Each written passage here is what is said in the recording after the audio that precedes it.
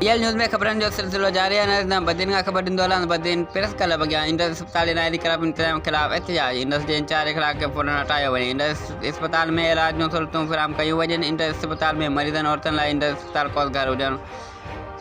वॾे वाक़िए में इंडस अस्पताल जी लापरवाही सबबि डिलीवरी लाइ ईंदड़ औरतुनि जो इलाज चङी रीति न थियण सबबि अहिड़ा वाक़िया रोज़ जो मामूल बणियल। इंडस अस्पताल में करप्शन जे फौरन इंक्वायरी कराई वञे। सिफारशी कल्चर के ख़त्म कयो वञे। बदीन प्रेस क्लब अॻियां एहतजाजी रैली कढी जेका मुख़्तलिफ़ हंधनि तां थी। DCO ऑफिस अॻियां सख़्तु एहतजाज कंदे सेवर सोसाइटी शहरनि जे हाजी मुराद चांडियो, गुलाम रसूल सुमरो, काशिफ कंबरानी, मंजूर ख़ासकली, करमी काज़ी, शाहनवाज़ शार, रसूल बख्श चांग, अब्दुल रहीम खट्टी, फरदाना जतोई ऐं ॿियनि मुज़ाहिरो कयो।